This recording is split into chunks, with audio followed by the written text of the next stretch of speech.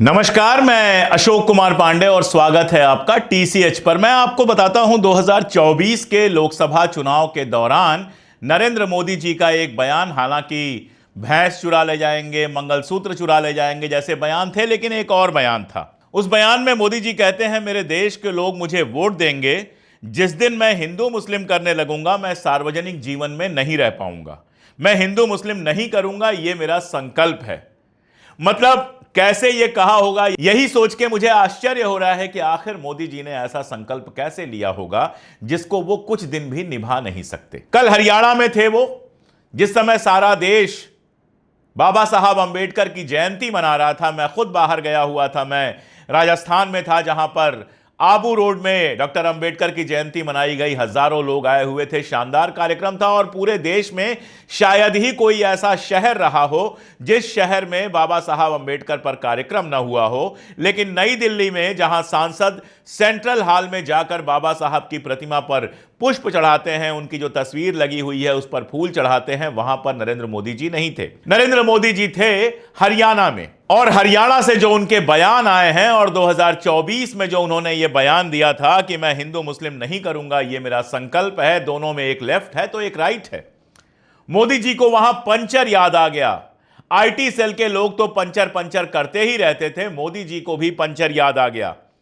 उन्होंने कहा कि वक्त के पास इतनी जमीन है, इसका अगर सही इस्तेमाल किया गया होता तो मुसलमान पंचर नहीं बना रहे होते। पहली बात तो यह कि क्या मुसलमान ही पंचर बनाते हैं? कुछ तस्वीरें लगा रहा हूं मैं स्क्रीन पर, जरा गौर से देखिएगा। पांडे जी भी पंचर बना रहे हैं, शिव शंभू के नाम पर भी पंचर बनाने की दुकान खुली हुई है और बाकी भी हिंदुओं की तमाम पंचर बनाने की दुकानें आपको दिख जाएंगी। क्या इस देश में सिर्फ मुसलमान ही गरीब हैं? क्या हिंदू गरीब नहीं है? क्या आप भूल गए? ज्यादा पुरानी बात नहीं है, नरेंद्र मोदी जी ने ही कहा था कि पकौड़ा तलना भी एक रोजगार है। क्या पकौड़ा तलता हुआ हिंदू जो है वो पंचर बनाते हुए मुसलमान से बेहतर स्थिति में है? चले जाइए सड़क पर, ठेला लगाने वाले, रेहड़ी लगाने वाले बाकी लोगों को देखिए, उसमें आपको हिंदू भी मिलेगा, मुसलमान भी मिलेगा। सुबह से शाम तक अपना सीना जलाकर रिक्शा खींचने वालों को जरा ढूंढिए, उसमें हिंदू भी मिलेगा, मुसलमान भी मिलेगा। चले जाइए रेलवे स्टेशनों के किनारे जो झुग्गियां बनी हुई हैं या जो बाकी झुग्गियां बनी हुई हैं, उन झुग्गियों में चले जाइए और देखिए, वहां पर आपको हिंदू भी मिलेगा, मुस्लिम भी मिलेगा। कल मैं जब राजस्थान में था तो मेरी मुलाकात अशोक मोची जी से हुई। अशोक मोची जी को पोस्टर बॉय ऑफ गोधरा के बाद जो दंगे हुए थे उसके पोस्टर बॉय की तरह पेश किया गया था। दोनों हाथ तने हुए हैं, भगवा पट्टा लगा हुआ है, शायद कोई नारा लगा रहे हैं। और उसके बाद हालात क्या हुए? उसके बाद राजू मोची जी इतना टूटे जिंदगी में कि आज एक छोटे से, आप कह सकते हैं, लकड़ी के गोडाउन में रहते हैं, बहुत साधारण जीवन जीते हैं, अपना रोज का काम करते हुए, और इस बात के लिए पछताते हैं कि उन्होंने दंगों में हिस्सा लिया था। कल भी भाषण देते हुए यही बात उन्होंने कही, मुझसे भी अलग से उन्होंने यही बात कही कि मेरे जीवन की सबसे बड़ी भूल थी उस दंगों में शामिल होना। तो अशोक मोची जी तो हिंदू हैं, फिर इतना मुश्किल जीवन उनको क्यों जीना पड़ रहा है? और एक सवाल और, वक्फ बोर्ड की जिम्मेदारी है इस देश से गरीबी हटाना या सरकार की जिम्मेदारी है? अगर वक्फ की ही बात करनी है आपको तो फिर मंदिरों की भी बात कर लीजिए। तिरुपति का मंदिर हो या कोई भी बड़ा मंदिर हो, उनके खजाने में लाखों करोड़ों पड़े हुए हैं और उन्हीं मंदिरों के सामने आपको हिंदू भीख मांगता हुआ मिल जाएगा। कभी नरेंद्र मोदी जी या उनकी पार्टी यह सवाल करेंगे कि जिन मंदिरों के पास इतना पैसा है उसका सही इस्तेमाल किया गया होता तो हिंदुओं को भीख नहीं मांगनी पड़ती? कभी वो ये सवाल कर सकते हैं? कांग्रेस से सवाल पूछ रहे हैं वो कि अगर कांग्रेस मुसलमानों की इतनी हितैषी है तो किसी मुसलमान को अपना अध्यक्ष क्यों नहीं बना देती? ठीक बात है, मैं भी मानता हूं कि आजादी के बाद अगर कांग्रेस ने कोई मुस्लिम अध्यक्ष नहीं बनाया है तो यह क्वेश्चन मार्क है। लेकिन सवाल तो आपसे है, मुस्लिम अध्यक्ष तो आप छोड़ ही दीजिए, आपकी पार्टी में एक मुस्लिम एमपी नहीं है, लोकसभा में एक मुस्लिम एमपी नहीं है, विधानसभाओं में जहां आपकी पार्टी है एक मुसलमान वहां नहीं है। आप कितने हितैषी हैं?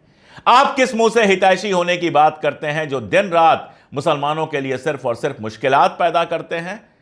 कपड़े देखकर पहचान सकते हैं, यह बयान आपका ही था ना? किसके लिए यह बयान था? अब चलिए थोड़ी सी और बात करते हैं पंचर बनाने पे, क्योंकि पंचर बनाने को लेकर लोग बहुत परेशान रहते हैं। पहली बात तो यह कि पंचर बनाना एक इज्जत का पेशा है। आदमी दुकान खोलता है, वहां पंचर बनाता है, उससे पैसे कमाता है और उससे अपना परिवार चलाता है, अपने बच्चों को पढ़ाता है, चाहे हिंदू हो या मुसलमान हो। पंचर बनाना एक इज्जत का पेशा है। अगर पंचर बनाने वाले ना हो तो इस देश में चलने वाली तमाम गाड़ियां एक दिन बैठ जाएंगी, सारे टायर बेकार हो जाएंगे। बुरा काम तो है दंगा करना, बुरा काम तो है मस्जिदों के सामने जाकर डांस करना, बुरा काम है सोशल मीडिया पर दिन रात गाली देना, बुरा काम है हिंदू और मुसलमान के बीच में लगातार नफरत फैलाने की कोशिश करना, और सारे मुसलमान पंचर बनाते हैं। क्या सुप्रीम कोर्ट में आपको वकील नहीं मिलते हैं मुसलमान? क्या डॉक्टर मुसलमान नहीं मिलते हैं? क्या प्रोफेसर मुसलमान नहीं मिलते हैं? क्या इंजीनियर मुसलमान नहीं मिलते हैं? कुछ नाम गिना दे रहा हूं मुसलमानों के, जरा देख लीजिएगा आप। अजीम प्रेम जी का नाम सब लोग जानते हैं। अजीम प्रेम जी तो मुसलमान है ना। विप्रो उन्हीं की कंपनी है। कितनी बड़ी कंपनी है और उसमें कितने हिंदू नौकरी करते हैं, जाकर आप देख लीजिएगा। मेरे जानने वाले ही बहुत सारे लोग विप्रो के अंदर नौकरी करते हैं। और विप्रो केवल धंधा नहीं करता है, बल्कि समाज सेवा के क्षेत्र में विप्रो ने जितना काम किया है, अजीम प्रेम जी फाउंडेशन ने जितना काम किया है, मुझे नहीं लगता कि प्राइवेट सेक्टर में किसी ने उतना काम किया होगा। चाहे बच्चों को पढ़ाने का मामला हो, चाहे बाकी सारा मामला हो, अजीम प्रेम जी फाउंडेशन नंबर 1 पे रहता है। सिप्ला का नाम सुना है ना आपने? सिप्ला की दवाएं सबने खाई होंगी, सबके घर में सिप्ला की दवाएं आई होंगी जब आप बीमार पड़े होंगे। वो सिप्ला किसने बनाया था? ख्वाजा अब्दुल हमीद ने बनाया था। ख्वाजा अब्दुल हमीद मुसलमान ही है ना। सिप्ला बनाने वाला भी तो मुसलमान है। और हिमालय जो ब्रांड है, जिसकी क्रीम से लेके और बाकी सारी चीजें आप लोग यूज करते हैं, वो किसका है? वो भी तो मोहम्मद मिनल का ही है। मंगनीज जो बेकरी है, फेमस बेकरी है, उसको बनाने वाले कौन है? उसको बनाने वाले हैं हुसैन खुराकी वाला, खुराक देते हैं। शानदार बेकरी, लाइन लगती है सामने, उनकी बनाई हुई है। हमदर्द, जिसको लेकर बहुत तमाशा हो रहा है। रामदेव ने कहा कि हमदर्द का जो पैसा जाता है, रूह अफ़ज़ा का जो पैसा जाता है, उससे मदरसे बनते हैं। उनको क्या पता कि हमदर्द की यूनिवर्सिटी है, हमदर्द के कॉलेज हैं। इसके पहले झूठ फैलाया गया कि रूह अफ़ज़ा की कंपनी में किसी हिंदू को नौकरी नहीं मिलती है। सब जानते हैं कि वहां हिंदू मुसलमान दोनों नौकरी करते हैं। किसने बनाया था? हकीम अब्दुल हमीद ने बनाया था। 1903-4 की बात है शायद। बहुत जबरदस्त लू पड़ रही थी, लोग मर रहे थे लू से, तो उन्होंने इसको एक टॉनिक की तरह बनाया था कि ये पीने के बाद लू का असर खत्म हो जाएगा, गर्मी का असर खत्म हो जाएगा, और धीरे धीरे ये एक शरबत में तब्दील हो गया, जिसको लेके आज बाबा रामदेव परेशान हैं। और लुलु माल, क्या कहा जाए, लखनऊ में लुलु माल खुलता है, मस्जिदें तुड़वाई जाती हैं, मस्जिदों को तोड़ने की बात होती है, मदरसों को बंद करने की बात होती है, लेकिन लुलु माल जो है, जाकर उसका बड़े बड़े मंत्री मुख्यमंत्री उद्घाटन करते हैं, वो भी तो यूसुफ अली का ही है। फिर उससे दिक्कत नहीं है।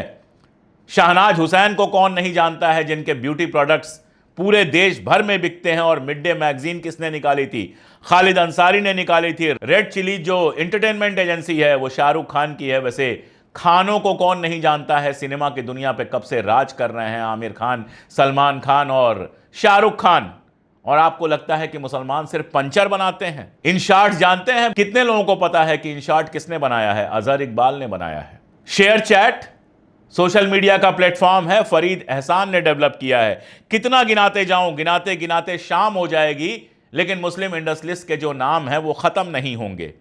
अपने आसपास जरा जाकर देखिए, किसी यूनिवर्सिटी में जाके देखिए आप, डॉक्टर, प्रोफेसर, इंजीनियर सब मिलेंगे।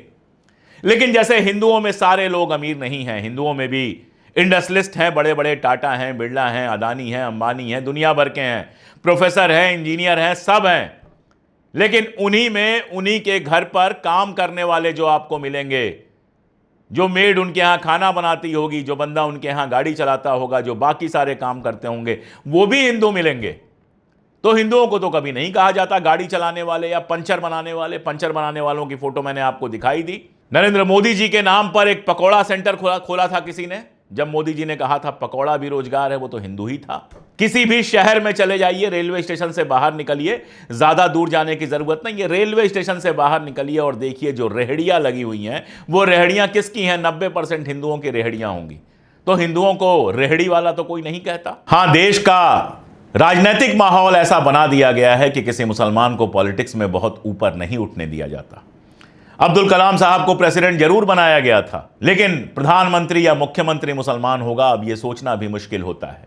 जम्मू कश्मीर इकलौता एक राज्य है जहां पर मुसलमान मुख्यमंत्री होते हैं और वहां भी लगातार यह कोशिश चल रही है कि कैसे भी हिंदू मुख्यमंत्री लाया जाए, वरना अब्दुल रहमान अंतुले 1982 तक महाराष्ट्र के मुख्यमंत्री हुआ करते थे। उसके बाद मुझे नहीं लगता कि कोई भी मुस्लिम मुख्यमंत्री हमारे यहां हुआ है। और मुस्लिम अगर महिला मुख्यमंत्री की बात किया जाए तो सैयदा अनवरा तैमूर जो 1980-81 में असम की मुख्यमंत्री थी, कांग्रेस की मुख्यमंत्री थी, उनके अलावा कोई मुख्यमंत्री, महिला मुस्लिम मुख्यमंत्री मुझे नहीं दिखाई देता है। क्यों?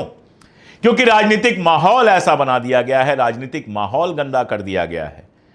मुख्यमंत्री बनने के लिए या प्रधानमंत्री बनने के लिए अगर कोई टेस्ट होता, अगर कोई कंपटीशन होता, तो शायद मुसलमान भी मुख्यमंत्री या प्रधानमंत्री बन पाते, लेकिन कंपटीशन नहीं है। वोट की राजनीति है और इसी वोट की राजनीति के चलते संसद के अंदर मुसलमानों की संख्या लगातार कम हो रही है और प्रधानमंत्री, मुख्यमंत्री जैसे पदों पर पहुंचने का मामला छोड़ ही दीजिए। और जब से यह सरकार है तब से तो कोई केंद्रीय मंत्री भी मुसलमान नहीं है। शाहनवाज हुसैन किनारे लगाए जा चुके हैं। बाकी जो लोग हैं वो बस वही कभी कभार टीवी पे आ जाते हैं पार्टी को बचाने के लिए, इसके अलावा उनसे सारी ताकत छीन ली गई है।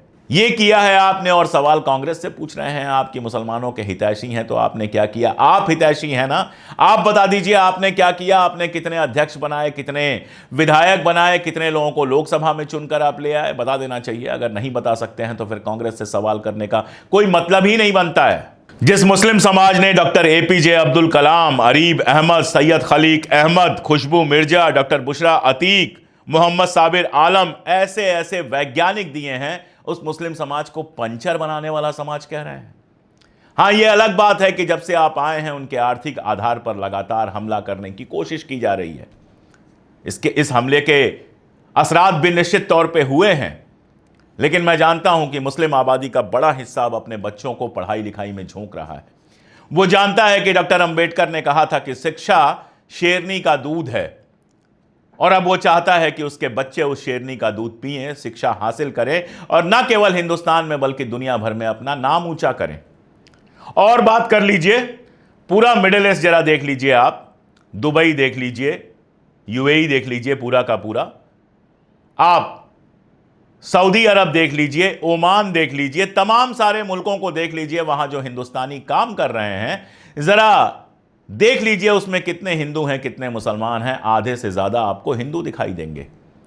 सऊदी अरबिया में जाइए या फिर यूनाइटेड अरब अमीरात यानी दुबई में आप जाके देखिए यहां के हिंदू जब काम नहीं मिल रहा है तो वहां जाके कैसे कैसे काम कर रहे हैं। डॉक्टर भी हैं, इंजीनियर भी हैं, एमबीएस भी हैं, वहां पर पैसा कमाने वाले भी हैं, लेकिन मजदूरी करने वाले भी हैं, घरों में झाड़ू पोछा करने वाले भी हैं, दुकानों में सफाई करने वाले भी हैं। ये हिंदू क्यों वहां जाकर, एक मुस्लिम देश में जाकर मजदूरी क्यों कर रहा है हिंदू?